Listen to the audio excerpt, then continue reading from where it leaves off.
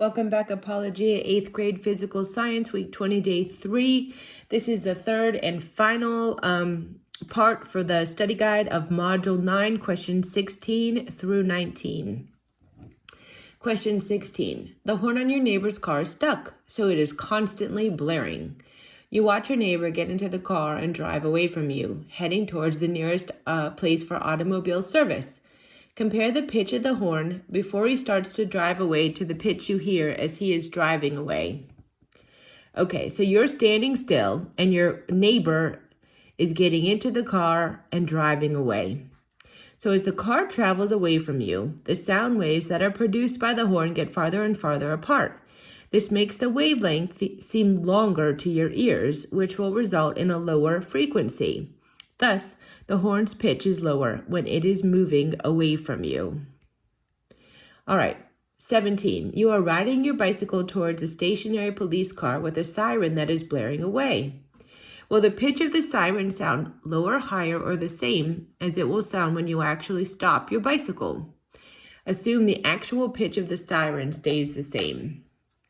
Okay, so now this is different than the last one.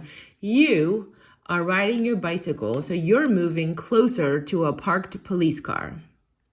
As you travel towards the police car, you will encounter the compressions of the sound waves faster than when you stand still. As a result, the wavelength will seem shorter to you, which will produce higher frequencies. This means that the pitch will also get higher. 18. You are standing near an interstate highway trying to talk on your cell phone. You have raised your voice because of the noise, so the loudness of your voice is about 80 decibels. The sound of the traffic on the highway is about 100 decibels. How many times larger is the intensity of the traffic sound wave as compared to those of your voice? All right, always. Write down what you know. So we know the intensity of the traffic is 100 decibels. We know the intensity of your voice is 80 decibels. We're trying to figure out how many times larger that is. Write out the equation. Now for this one, there really isn't an equation. You just subtract the intensity of the voice from the intensity of the traffic. Step 3 and 4, substitute the numbers into the equation and solve. So we have 100 decibels minus 80 decibels equals 20 decibels. All right, now here's where you have to pay attention. Okay, step 5, listen. The traffic then is 20 decibels louder than your voice. We just solved for that. 100 decibels minus 80 decibels is 20 decibels. Now, since each 10 decibels represents a 10-fold increase in sound wave intensity, we need to determine how many factors of 10 we need by dividing 20 divided by 10. And that gives us 2.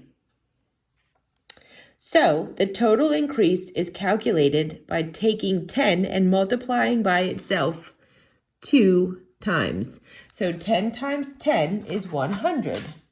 This means that the traffic has sound waves with intensities that are 100 times larger than the intensity of sound waves from your voice. All right, the last question. An amplifier can magnify the intensity sound waves by a factor of 1,000. Now don't forget factor of 1,000. We have that 10-fold per decibel, 10 decibels. If a 30 decibel sound is fed into the amplifier, how many decibels will actually come out? All right, you know it's going to be bigger because it's an amplifier. Okay, so this problem is working in reverse of example 9.4. So if you want to go back and look at that, it's example 9.4. All right. Remember, the Bell scale states that every bell or 10 decibels corresponds to a 10 times increase in the intensity of the sound wave. So, if the amplifier magnifies the intensities of sound waves by a factor of 1,000, that's the same as saying 10 times 10 times 10, which is 3 factors of 10, or 3 bells. Thus, the sound coming out of the amplifier will be 3 bells, or 30 decibels, greater than when it went in. Therefore, if a 30 decibel sound goes into the amplifier, the sound coming out of the amplifier will be the 30 decibels going in plus the 30 decibels from the intensity increase, which is going to give us 60 decibels. All right, so that's it for your Module 9 study guide.